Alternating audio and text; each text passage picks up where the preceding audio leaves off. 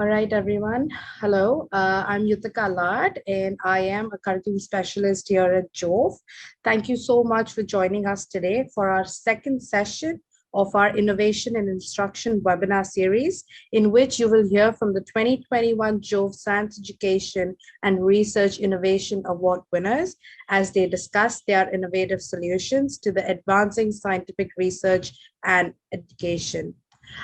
In today's session, Improving Learning Outcomes in the Hybrid Science Classroom, 2021 Jove Innovation Instruction Award winner, Dr. Shefaly Shorey will share various methods for supporting online teaching and assessments in the nursing communication course. Before we proceed, I'd like to get a few housekeeping items out of the way. Can everyone please use their raise hand icon on their toolbox to let me know if you can hear me? Excellent, thank you. If you would like to ask our speaker any questions, please submit them in the Q&A section of your toolbox. We will answer as many questions as we have the time during our Q&A portion at the end of the session. You will get a recording of this webinar in your email as well in the next 24 hours. And lastly, at the conclusion of this session, there will be a brief 5-question survey. We would appreciate you providing your feedback so we can continue to improve our webinars. And without any further ado, I would like to introduce my co-panelist, Dr. Shefaly Shorey, Assistant Professor at the National University of Singapore. Thanks for joining us, Shefaly. Thank you so much, Yutika. I also want to just ask everyone if you all can hear me, please. If I can see a raised hand. Oh, yes, fantastic. So very, very nice. Good morning, good afternoon, and good evening. I'm sure many of you are joining from different parts of the world, and it's my honor and privilege to share my presentation today. So with your permission, I'll be sharing my screen. When I share screen, I won't be able to see raised hands or I won't be able to see the comment section. So if I may request, once I have finished my presentation, which is about 30-ish minutes, I'll be here. Please ask me any questions you have. And on my first slide, I have left my email address. If anyone would like to collaborate or if you have any questions, feel free to send me. So without further ado, let's start. And Yutika, I'll be sharing the screen, yeah? Yutika, I can see you, so if you can just let me know. Yes, all right, you can see my slides. Hi, so before I start, I would like to extend my heartfelt thanks to Jove, the organizing committee, for giving me this opportunity and especially the honor of winning this Education and Research Innovation Award. So as you have heard from Yutika, I will be speaking to you about improving learning outcomes in the hybrid science classroom. This is a topic given to me by the Jove team. But I want to tweak it a bit by introducing a little bit about how I have enhanced the hybrid science classroom by developing virtual counseling application. In short, I have developed virtual patients to train communication skills among nursing undergraduates. So without further ado, let's begin today's session. All right, so a little bit of a background that why this was needed. Communication skills are the core skills for nurses, and research have shown that nurses, those who communicate well with their patient, it enhances patients' outcomes. In a simple layman terms, when nurses communicate well, effectively with the patients, it enhances their physical and emotional well-being. And most importantly, patients become partner in their care. However, research has also shown that nurses, especially novice nurses and nursing students, they often feel very stressed out and overwhelmed when they are thrown in the clinical area, especially during their undergraduate years. Every end of the semester, these students, they go to the clinical posting to hone their skills. And communication is one of the soft skills they practice when they go to communicate to the clinical areas. And research has shown, and my own experience over the decade-old teaching and clinical experiences, I have seen that students feel very overwhelmed because they feel that they don't receive a specialized communication skills training. So hearing from students for many years, about 5 years back, pre-COVID time, I developed this, I redesigned this module which I was teaching, which was communication skills and cultural diversity, and I introduced blended pedagogy. I'm sure many of you may be very familiar of this, and sorry for this moving papers. In fact, these are 2 papers I've published in one of the top nursing education journals. And what I did was, historically, the modules or the communication skills at my university, it was taught very didactically, and students were given a very, very strong and heavy theoretical content. And even the assignments given to them was the written essays. So students bring up these issues like, we can't practice our communication skills. So what I did with blended pedagogy, I asynchronously communicate with them by giving them all the e-lecture videos and all that from our learning and management system. And then they will have face-to-face sessions with me so that I can clarify their doubt and reinforce what they have learned asynchronously. So that's how the blended pedagogy worked. It worked very well, and we have published 2 papers from it if you want to know from that part of the module. However, what we realized, one thing that we could only see immediately after receiving this blended pedagogy in this module, students did well. But what happened to the long term? And most importantly, students felt that this module is only introduced in year 1. But in year 2 and year 3, they have no reinforcement on those communication skills. And especially our clinical stakeholders, they gave us feedback that our students, especially those who are in year 2 and year 3, they needed some training on communication. So hearing all those things, I decided to develop these virtual patients. These were based on AI, artificial intelligence, and virtual reality. And I used authentic clinical scenarios. I worked with our clinical stakeholders and received scenarios like, for example, if a patient a nurse is having a conflict with a patient, or there's any issue, or if there's any compliments they receive. So I receive all those authentic scenarios to incorporate into virtual reality patients. And we provided this communication skills training, which I will provide you a lot of details throughout this session. And if we have time, I also have a short video for you all to enjoy and see that how students actually use these virtual patients. And I was especially interested, in addition to, because I'm also a nurse academic, I do a lot of research. And one of the things, in addition to just looking at how well my students do academically, I wanted to see how well my students do in the clinical area, how they actually communicate with the actual patients and the family members. So that was a base on when these virtual patients were developed. What was very important for this intervention was that I used conceptual framework by combining 2 theories, one from Bandura's self-efficacy theory and another one is Harrington's authentic learning environment.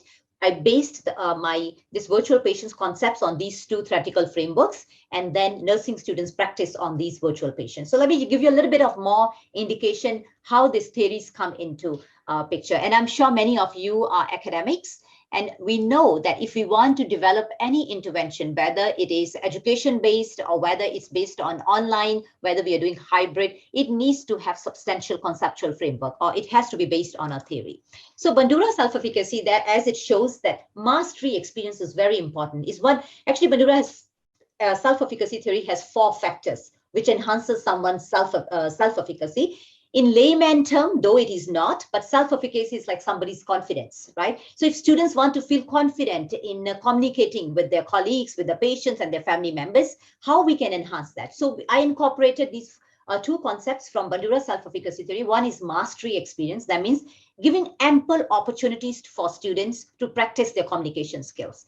Imagine if I have to do it in a historical way. And I miss telling you that other than in my blended pedagogy, where I give them, asynchronous online teaching, and then they can clarify their doubts, and I reinforce their learning during the face-to-face tutorials during pre-COVID time.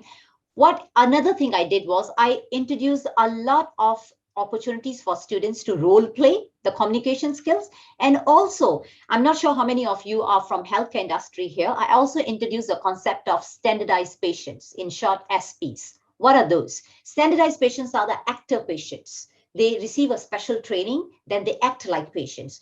That was very good. Of course, student can practice. They can feel that they are like speaking to like a simulated wards with the simulated patients, if that, makes things easier. However, it's very expensive.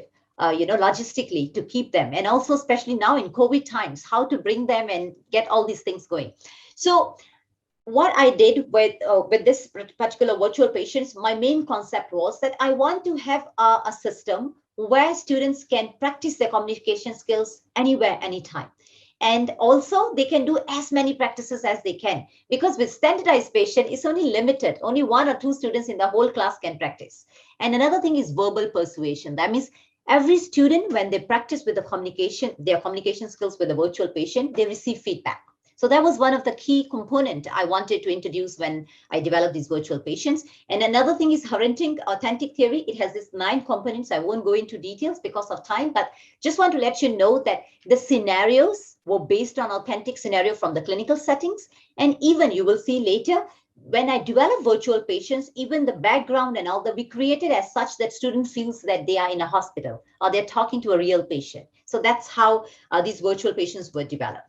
So I also, like I said, I'm also an academic, I'm also a researcher. So I just didn't want it to see how students are doing well academically or clinically. I wanted to get some objective data, how students are improving on their self-efficacy, which is confidence, and also their attitude in communicating with others. So I use this 2-phase mixed method design.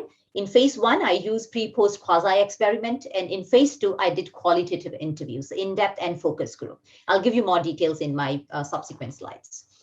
So bit of an idea on how the virtual patients were developed. Of course, in my next slide, I'll give you a little bit of more technicalities, but I also want to tell you that I have a nursing background. I'm not an IT expert, so may not be able to answer any of your technical questions. But if you have any questions specific to how virtual patients were developed for IT side, write to me. I'll link you up with my IT team. So anyway, a few things. We have just actually, sorry, I should have written here. We also received a Jove award because of this particular virtual patients. The project was also listed in Reimagine Education Award. And again, the movement which is happening here is the paper we have published on the development of this virtual patient. So I received some funding from Ministry of Education. I received ethics approval. It was a multidisciplinary team. So that was very, very important because like I said, and I hope I can give hope to many of you after my presentation that think big and dream big. I've never thought that I will lead a team with a nursing background on all this IT stuff, but I did it. And I'm a main lead PI on this project. So I written everything.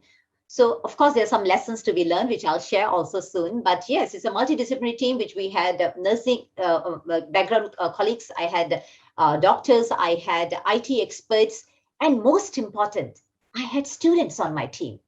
And I think that was the most and beautiful thing I did, because the users who are gonna use this product, they should be part of the team so that they can provide that authentic and timely feedback. And the scenarios I developed, it was correspond to the learning outcomes of students' nursing journey. For example, even year 2, they do maternal module. I develop a scenario on maternity care. So I'll give you more details. I think speaking is one thing and seeing is another thing. So I'll give you more details in my subsequent slides. Maybe I'm going to take a little bit of a break here to see whether my speed and my accent, I know it's a bit of a Singlish accent here, but are you getting me okay so far? Thumbs up? Can I get a little bit of a motivation? I'm very lonely in front of my computer. Okay, excellent. So I'll go with my presentation. And again, I'm looking forward to interact with you via Q&A. So then scenarios, like I said, was corresponded to the learning outcomes, and it was specific timeline we had to complete. And this is what I want to share with you, why it was important in my lessons learned. We had a specific budget, and most importantly, it was beautiful teamwork. Now, this is a slide, and this is the bit I can tell you what has happened. I have another portion of this slide which I have no details. And if you need more information on that, I'll link you up with my IT team. So basically, my idea, my vision was that on computers, nursing students will send a speech text to this. The Unity is kind of the system we are using in NUS. They will be talking to this 3D digital avatar, which is in my language, virtual patient, right? And then this loop will go back, and that's how students will communicate. And how it happens, when that words go to the computer and how it get analyzed and come back, in short, I've learned, it's called machine training. It happens with all these things. Those who are experts here, I'm gonna give you a short while to look through what has happened. Again, questions, please let me know. I'll link you up with my IT team. So basically, a few things I am aware of, because that's how the IT team was coming back to me. Because you see, when we speak, and especially I'm training, whatever the systems available in the market, when this is developed, the machines are trained into certain language, especially American accent or certain accents, not Singlish. So when we were doing this training with the machine, with virtual patients, machine was not able to pick up what we are saying. So that was very, very difficult, the speed and the accuracy. And also response. Why? What happened is when students speak, we also wanted machine to analyze what they have done well and what they have not done well in their communication skills, like student, and give them feedback automatic at the end of the session students have with these virtual patients. And also the gestures, bringing that authenticity, because students don't want to feel like they're speaking to machines, right? So that was a one big challenge. Why? Because if I want to get a buy-in from my students who are used to speaking to simulated patients or standardized patients to speak to now machines, they need to have some sort of authenticity there. So that was a bit of a challenge, but we persevere. And like I said, this a little bit on, let me just check the time. Okay, we are fine with that. So this is a little bit of a features of my 3D AI chatbot or virtual patients or 3D avatars. Basically, they could handle one-to-one communications with the nursing students. And most importantly, we tend to make them realistic so that they can express. So they can make angry face, they can fold their arms, they can shift their eyes, so and so forth.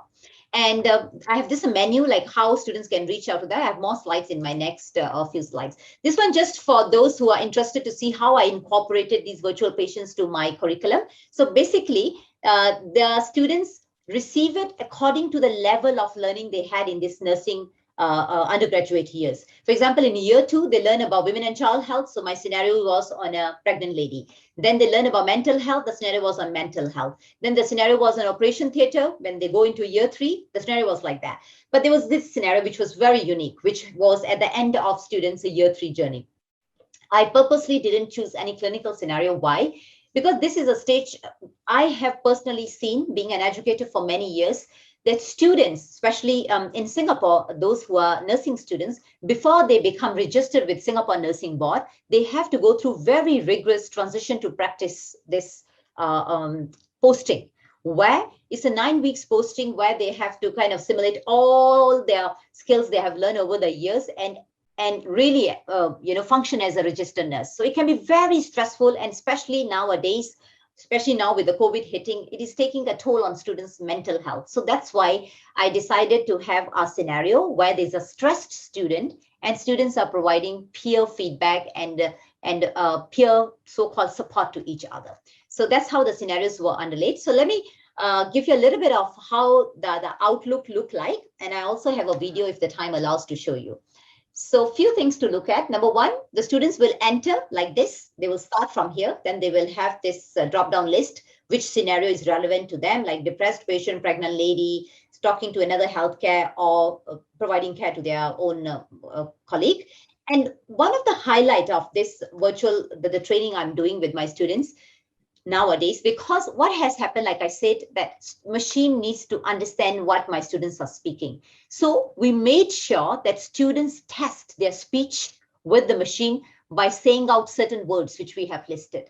And we make sure that, for example, out of 12 or 15 words, machine at least accurately recognize at least 10 words, for example, so that we are sure that when students go in and actually practice with the patient, they will be able to communicate. So these are some scenarios. This is for pregnant lady, and this is for my the depressed patient. So we also, like I share, try to give an authentic scenario where the setting looked like a clinical area. And then I also had, for some scenarios, students were even giving some sort of an indication. It was not just you start and it's not a game, because it's for learning and for communication. We also want them to be serious. They are dealing with life and death. So for example, this scenario is where the patient has a GI bleed, gastrointestinal bleed, and they have to call a doctor. So how patient will communicate using a certain mnemonics. Yeah. So this is something students will do. And this is the last scenario where one of the student who is stressed out during their transition to practice clinical journey, and then how they receive peer support. So these are a bit on my scenarios. So that was a bit of an exciting part. Now I have a little bit of a boring part where I'll share with you that how I collected the data. And again, I will answer any questions you have along the, at the end of the session. So again, what I did now, it was, like I said in the beginning, I have seek ethics application because I'm an educator and I don't want students to feel pressured that, oh, because, I'm teaching and she's also collecting data, and they feel that, oh, I have to be obliged to, answer to her and all that stuff. So that's why even though I lead the team, but another research assistant was hired who then collected data from the student. And though this virtual patients were given and accessed to all our students, about 300 over, but only 104 students, they opt in. They take the informed consent to participate. And that's how the data was collected on their self-efficacy, on their communication skills, attitude skills, as well as how, most importantly, they clinically speak with the patients and the family members. And we do analysis using these tests. Now, for the quantitative findings, the paper is currently under review, so I can't share the findings, but I have also collected data, like I shared earlier, mixed method approach, qualitative interviews. I'll be able to share that findings because we have already published that paper. So what we did for the qualitative findings, so 104 students participated in pre and post quasi-experimental surveys, plus we also asked students if we invite everybody, convenience sampling, if anybody's interested, and these students opted in for the interviews. And of course, for the nursing students, we stopped at 24 because of data saturation. But we have 5 faculty members from the school because they follow students to the clinical area. We had students, 24, nursing undergraduate who went through these VP trainings, the virtual patient training, and we had 6 clinical facilitators who have nothing to do with the school and all that. They only receive our students when they're in the clinical. So the most non-biased part of this journey. And then we collected data both by a focus group as well as one-on-one, depending upon the convenience of the participants. We analyzed by using thematic analysis, and we had overarching theme. And I'll share that with you in a simple form here. So basically, students, there was a mixed reaction. They were very happy, positive towards using virtual patient training. And I remember some of the, because of the length of my presentation, I purposely didn't put the quotes from the students, but I vividly remember some of them speaking that not everybody is comfortable in front of their classmates to practice with the standardized patient. They're shy. But this virtual training, patient training, it has given them that controlled environment where they can practice their skills. How many times they can make mistakes. They were very comfortable doing that. And also they felt that it has helped them in their role as to develop their communication skills. And at the same time, some of them were frustrated, which I fully agree, because machine was not able to pick sometimes what they were saying. And they felt also that the speaker, or rather the virtual patient, was speaking like a robot. So that part, even though I tried to do all this authenticity into their movements and all that, but the speech was still very robotic. So they gave us some recommendation. I feel honored with this finding. Reason, because I felt that students felt the need. They felt that how important these virtual patients are, that they're giving us recommendations that how we can improve it for the future cohorts. So I think that was very beautiful. And also from my colleagues from the clinical sites, as well as the facilitators who follow students for the clinical postings, they share their insight that the students were more confident, especially the clinical facilitators. They can see the different cohorts coming to the clinical settings. They felt that the group of cohort who received virtual patient training, they were very confident in speaking and initiating communication skills. And they also shared some approaches that how these virtual patients, or even the communication skills training in the school, can be improved. And there was this common theme, which is value of technology. And I want to little bit speak about that, because I think it resonates very well into the era and the environment we are at now during COVID, and which was that how technology can help. And this was from both sides, from students as well as from facilitators. They felt that having a technology, and of course, it depends upon many multi-factors, because we are speaking to a global audience here. I mean, I can speak in Singapore because the accessibility to internet and all that was there, because in my country, 90% of households, they own more than 90%. They have, this internet and all that stuff. So we had no issue with that. But having said that, the people who participated and they see our students doing well after training by our virtual patients, they felt that, virtual patients allow that availability of the training anywhere, anytime. Especially now with COVID, students can asynchronously practice their skills with the virtual patients. I will share with you where we are now with these virtual patient training. And also, they were able to do it in a non-threatening environment. And it was also a safe practice. That means even if they say something wrong, they're learning in a safe environment rather than offending someone. So that's something come from both students and facilitators practice. So I thought this was very important. Now, in my last bit of my few slides, especially this slide, before I summarize what I've shared so far, this is my lesson learned in this whole thing. it's actually a whole long story, but I try to put it into this pentagon so that I can share with you that what I have learned, somebody from a non-IT background, how this journey has helped me to develop, and what is the journey ahead, and what I can share with you, my personal experiences, so that you don't make the same mistake.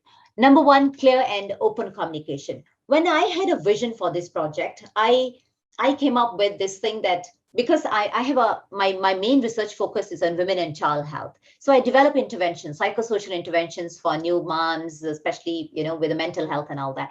So I have been doing education research, but it was my first stint with the technology. So I thought, like any intervention, I'll be able to develop it and then test it. However, I didn't realize, especially I'm sure many of you are more experts here, that for virtual training or virtual patients like this kind of a project, you need to have a UAT, which is called user acceptability test. And it has to have so many iterations until machine learns well. All those algorithms behind can be picked up so that students can communicate well with the virtual patients. So that was a big shock for me to begin with. I was like, hey, it should be just ready like that. But the IT team, no. This is just going to be UAT. It's going to be a further enhancements forever, which I'm doing now forever, right? So clear and open communication with the team members, very important. Managing expectations of each other, very important. Having a clear roadmap. Everybody on a same page. When is what's going to be delivered and what's going to happen next? Because I can be somebody who thinks that, this need to be done now, but the IT team need more time. However, we need to be on the same page. Reason being, like in this case, we cannot just stop something or wait. Reason being, we have to wait and deliver these things according to our semester. We cannot say, students, can you please wait? You can only graduate next year. No, we have to go with our semestral system. So with that, we need to have a very clear roadmap so that everybody's on the same page that these are the outcomes we need to achieve by these timelines. Involving students. That was one of the most beautiful thing I did. And I learned that from my clinical research, because often when I do with new parents, my research, I often involve them to develop the intervention. So students were beautiful because they share their experiences, what they feel and what can work and what not work. Because of time, I won't look into details. I can see Yutika's looking at her time. So if you want to have any more details, please feel free to ask me during Q&A. Yeah. And most important thing, plan, persevere, and passion. I hope I'm able to exhibit that now. I know a bit difficult with the online, but you have to have the passion in what you are trying to do and plan it well. Again, all planning fails, especially with IT sometimes, and now with COVID. So, but we need to persevere because we need to remember our ultimate vision, why we started. And I always have that I'm doing it for my students. And that's the reason we continued. And in summary, students had a mixed attitudes with the virtual patients. Of course, they were very happy. They feel very safe and they learn a lot. Clinically, we see they are communicating well and all that. But they also had some frustrations because the machine was, not picking their voices. They felt a bit robotic, so on and so forth. So, which is very good because when we learn all these things, then we will know how we can improve it further. And mostly, both students as well as my clinical stakeholders, they saw the potential in effectiveness of using technology. And for future, what I am doing now is, and for everybody, if even you want to adopt such technique or want to work, please remember that authenticity, applicability, availability, and accessibility. These are some important A's we need to take care whenever we incorporate technology in our teaching and learning. And most importantly, if you're doing something for the learners, for example, I've done for the clinical, students from healthcare world, for example, nursing students, it has to be relevant. Because if student doesn't see relevancy, you can be from any kind of a discipline. If students doesn't see as adult learners, they don't see their relevancy, how they're going to apply it after they pass out, after they graduate, they probably won't be on it with you. So that's very important. So what is my road ahead now? Promise this is my second last slide, one more slide, and then I'll be done. So my road ahead is that at this stage, I'm now continuing. I'm still at number one, even after talking to you about 30 minutes. I'm at step one again. That means I'm constantly enhancing these virtual patients. I'm working on the voice, number one, because now new technology has been in the market. Number two, I'm developing more scenarios because this project is started with the small funds. But now because we have seen the difference, many people are investing in. So I'm developing more scenarios. And one thing which is happening very beautiful, sorry for the mnemonics kind of abbreviations here, but just to let you know, I'm also working, because I'm in National University of Singapore, I'm working with the polytechnics and also with the hospitals, if they can adapt these virtual patients where novice nurses, especially if you remember from the beginning of my presentation, that novice nurses also feel that, they doesn't get enough training with communication. And also international collaborations. That's what I'm doing with Jove here, presenting, leaving my email address, willing to answer all your questions. If you would like to collaborate, I'm very happy to share all my experiences and resources I have. And of course, not just developing, because I can develop all very beautifully, but if I don't evaluate it, if I don't test it, the users don't tell me the verdict, we won't know what is going on. And most importantly, we also need to see effectiveness, the efficiency, the cost effectiveness. For that, we so far was all research based, but now moving forward, the road I am now treading on, we are involving economists and all that, so that we can see dollar and cent, because I want university to invest in such system, which was expensive to develop with. And lastly, where I am right now, like very, very now, like today at 6th of October, we have now gone into hybrid, thankfully. We were totally doing asynchronously. So we have some bit of a synchronous world now in our life. So every student now come prepared by asynchronously talking to the virtual patient, practicing their communication skills, and then they come to the classroom. I'll share with you, I have beautiful photos of my students and I have taken their permission. And also now I have less reliance on standardized patients. So we're actually saving a lot of money on that simulation. And also we are still collecting some data. Like I said, we are also enhancing the VPs. So I'll quickly go through this slide because of my students here. So we have students in the class, and there are students online at home. So we are doing hybrid session. So with that, I would like to extend my heartfelt thanks to each and every one of you for listening to this presentation. And I'm not sure if I have time. I have a 5 minutes long video. Yutika, can I? Okay, all right. So let me know if the sound is clear, because I don't know whether I press it. Effective communication is an integral part of nursing profession. Here at Alice Lee Center for Nursing Studies at NUS, nursing undergraduates are taught communication skills as a core module. I understand that you feel like it can be a little bleak right now, but I would like to recommend your effort for keep trying and moving forward, even though it's very difficult for you. Yes, and thank you for telling me all this. I know it must be very hard for you to open up as well. So can I ask you more about your family and your lifestyle? In order to enhance and reinforce students' learning experience, we have used artificial intelligence to develop virtual patients. These virtual patients are developed based on authentic case scenarios, and these virtual patients provide unlimited interactions to these nursing students to practice their communication skills anywhere, anytime.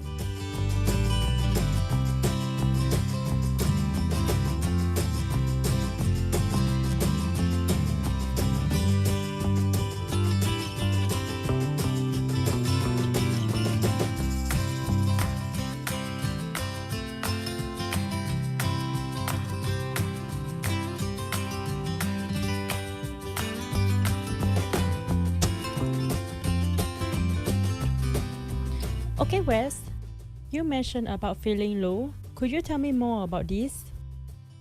Don't know how to explain. Just that I am having a low mood. Don't feel like doing the normal chores like bathing and going out. Did anything happen 2 weeks ago? I got fired from my old job. Even though I have gotten a new job, I can't cope. We'll try our best to get you through this. I hope so. I hate this feeling.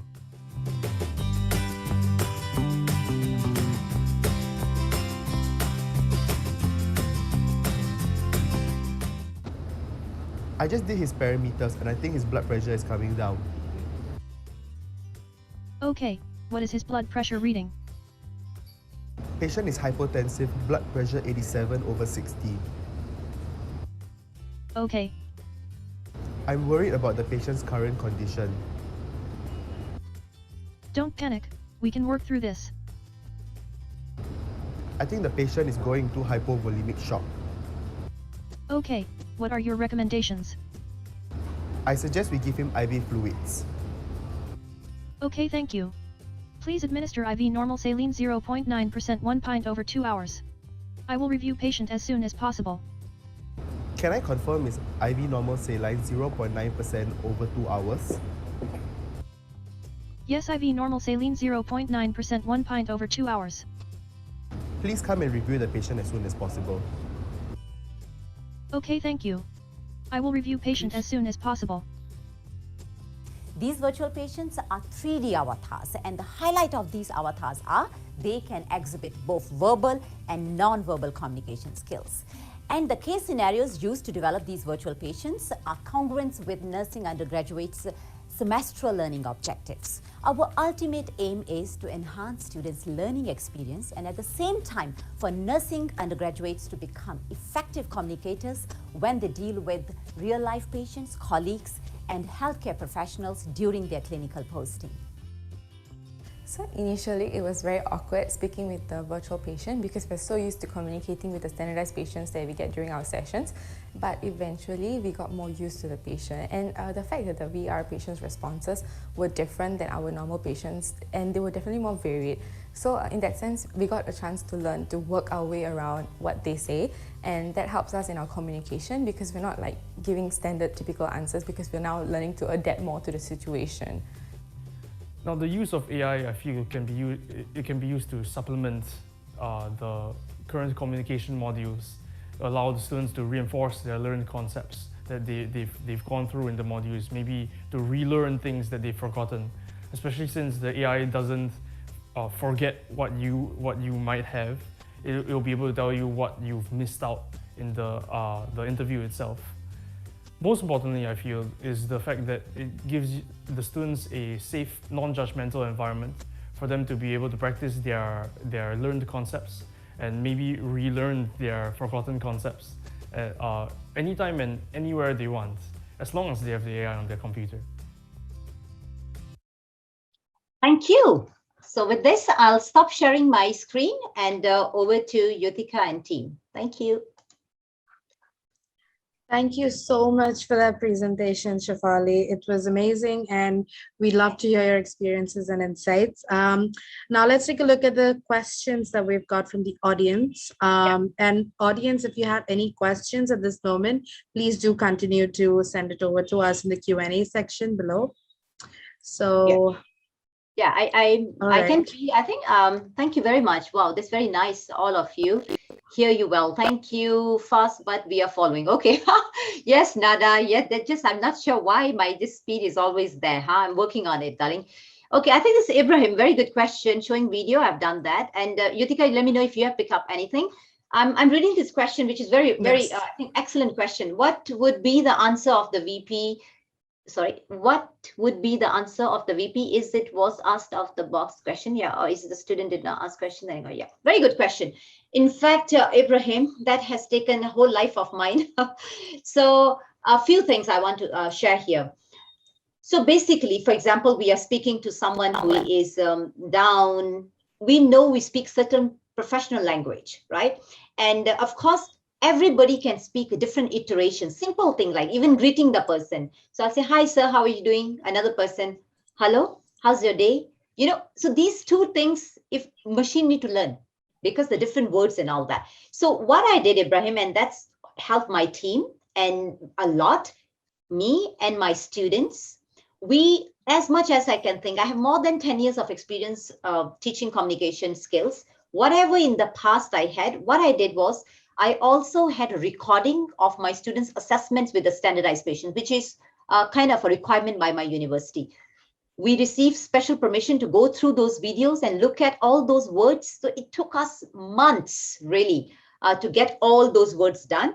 And when you said that, how if a student asks something and it is not being said? Yes. So machine is picking, I mean, it's been there in the system, but of course, VP didn't answer anything. VP will just say, can you say that again? Sorry, I didn't get you. Right? But now when I'm enhancing all those questions which were not answered, now we are training the machine. We are creating those algorithms, if you know how this machine learning take place. So that was for that.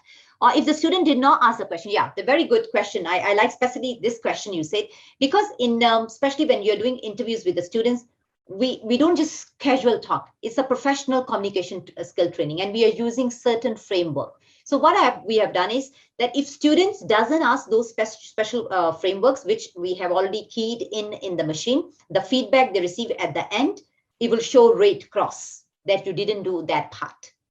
Yeah, so that's something. It's not just casual communication. This is something I want to emphasize, and that's why this is state of the art, because why I develop all these things. If it's already there, we don't want to reinvent the wheel. That was the main highlight of this, which required a lot of energy. And in fact, it's still not totally 100%. And I was told by the experts in the field, it will never be 100%, because there's always a different iterations and all that. As far as we continue to training, but of course it gets lesser and lesser. Now it's very, very few things that virtual patients don't pick. Mostly they are very well versed with what students are doing. And thank you. Very, very grateful for your very encouraging feedback, and thanks. Uma, yes, how will the virtual patient respond to errors made by the students, say in suggested medication? Yeah, so if, for example, normal saline is needed, but if the person has said dextrose or something else, sorry for the technical words and all that, but yeah, so this is all we know, that what is needed here is like normal saline. So if it is dextrose said, and the doctor will say, are you sure? So in that, because what the scenario is, it's called SBAR. We are using this mnemonic, which means what is the situation, what is the background, what is the assessment, and what is the recommendation. It is not just I just wake up and say normal saline and whatever. This SBAR technique has been fit in the machine, what will be answered. So if instead of saline, something else has been offered or recommended by the nursing student, the doctor, are you sure? Do you want to check the parameters again? Do you think this is a correct medicine?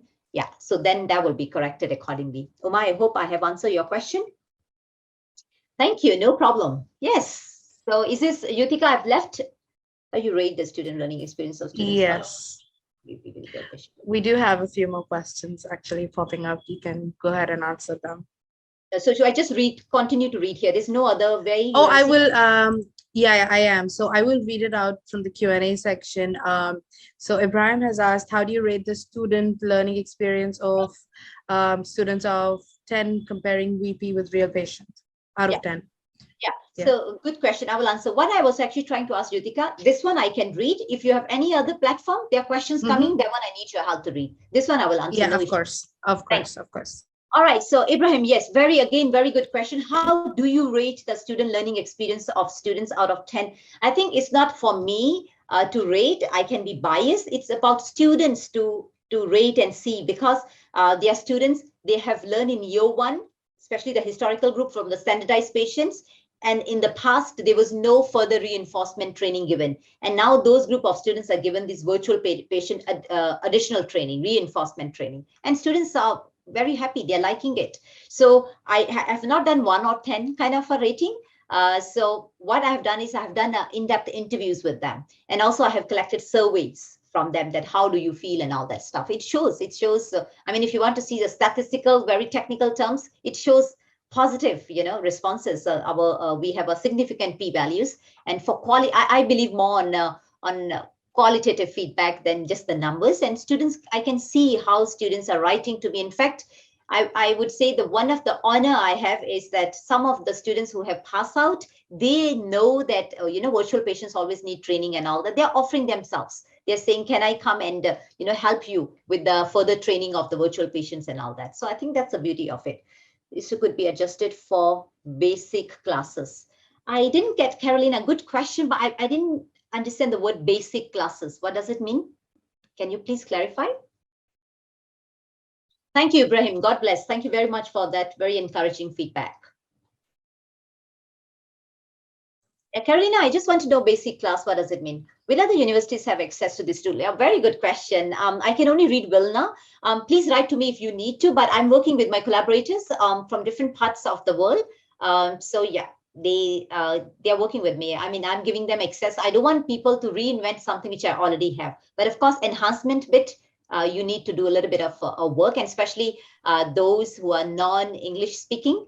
Some of them, they just wanted the whole the kind of avatars and all that stuff, because they need to have the training in their own native language. Yeah, definitely. Because it is kind of copyrighted to me at this moment. Like I said, it was a research project, and our university is now introducing to our students as a standard educational tool. Any university, and that's the reason I'm reaching to this global platform, please write to me. I'm very happy to share at the beginning of the graduation, such as biochemistry. Yeah. So again, yes, Carolina, definitely. This is my experience. I'm not sure if you have heard me from the beginning. This tool or any kind of a machine learning can be used for biochemistry, chemistry, or even for I'm trying to actually venture out with it's kind of in a pipeline. I should not share much, but yes, in a very different group of participants. It is possible, but all you need is, Carolina, a lot of resources, in the sense, not just resources, money and all that, people who can contribute in these algorithms. For example, if a person say this or this should be the answer, that all has to be listed out, because IT people are expert, they can develop, but the raw material should come from content experts. So Carolina, if that answers your question. Yes, please. Yes, Vilna, please write to me. I'm very, very happy to share what I have. I always believe sharing is caring. Especially now during COVID period, if we can, help each other, different universities, and anybody can benefit, I think we should come together. Thank you, Carolina.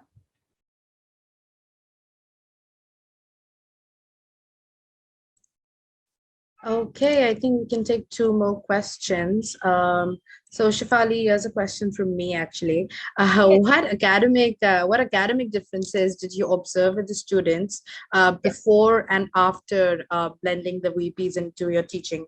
Yeah, excellent question, Yutika. I wish I could do that, but we didn't get the ethics approval on that we can't. Okay. It's great, because if you want to get a historical group and all that, you need to test students' grades, and these students have already graduated. So I couldn't get the ethics approval, but I can share with you, which I have shared, probably my speed, maybe it was not picked up, that students, those who are going to the clinical setting, how they communicate with our clinical stakeholders, patients, family members, and the colleagues, they can see the difference. That from the different cohorts of students going to the clinical settings, this group of students are different. They are confident. So that's something I have learned. Not really academic, but I think more important, clinical skills. Yeah, that's amazing. We do have a question in the Q&A section. How well will this system work with, other than a nurse-patient scenario, in other fields? What do you have to say about that? Yeah, excellent. Very good question. I think something similar Carolina has asked. Any scenario, anywhere, anything can be done. We need to, whoever is asking this question, whichever field you are from, I'm sharing with you up front. We have IT experts who can do all the wonders they can do. What we need to do is, for such interactive sessions, you need to have content experts, not just experts like being educators and all that, even the users. For example, the part who are going to use, like students, or if you're doing with the patients. So bring them together and create those algorithms. Those, like, if this is the answer, what will happen? Like somebody just asked, so how if this person says something wrong? How are you going to correct it, right? Yeah. So all that. You don't only that what person will say, you will also say that, you will also pick up what will be the wrong answer. So it's a lot of work. You need a lot of content expertise on this, so that you can look at all the iterations. When I come up with this, it is my more than 10 years of teaching experience, just teaching communication skills. On top of that, I have an access to all those videos, which historically we were using with the standardized patients, to also look at them, what students normally use in our local context when they open a sentence, opening communication with someone, all that stuff. Anything can be done, believe me. But it's just, if you have those resources like content expertise, you have people, start creating those algorithms. That's all you need. Yes, definitely. I think so. I mean, if you're using with the VETs and it is something you're communicating, something you're teaching, as far as you have that content that you can link those, what you want to be reiterated via the machine, anything. Yes, Catherine. Is it possible to have a record of this seminar? Neda, I think, yes, Yutika did share in the beginning. Yeah. Yes. All right. We have one last question. Shefaly, what are the key features of the VPs that can be advanced or upgraded for new developments, especially now that we are kind of getting out of the quarantine and the pandemic? What do you think can be new developments that you can see or you can vision for these for the VPs? Yes, fantastic. The wonderful thing I'm seeing, I'm already getting even an idea. I mean, the people are thinking ahead of your question, Yutika, that different, groups or rather faculty can use just now the nursing patient. That's one big thing I'm showing. And one thing I hope somebody can take it from this seminar today is that dream big. I am one person who had totally no background in IT. I just envisioned this. That why is it not possible? That why my students always, because when I was getting standardized patients and all that, they're very expensive. They're paid hourly. Only out of the whole cohort, 1 or 2 students are picked up randomly and then they rehearse with them. And other people observe and give feedback. So that was just vision like this.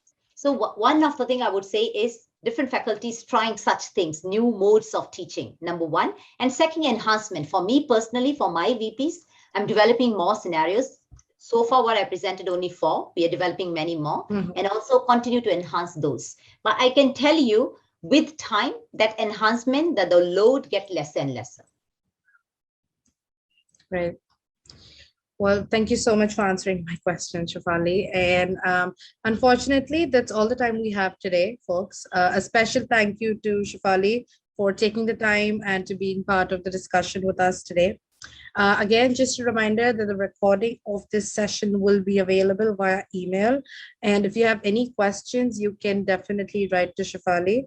And yes, thank you so much for attending. And have a nice day. Before we go, Yutika, if I can say something, please, because yes, very hard to get, I just want to thank each and every one of you. I'm sure some of you may have more questions that haven't been answered and all that. Feel free to write to me anytime. And those who have asked questions, I'm very grateful for your interactive sessions here today. And I wish you all very good luck. Stay safe, keep healthy, and keep spreading your positivity around. Thank you very much for this opportunity to Jove. Thank you.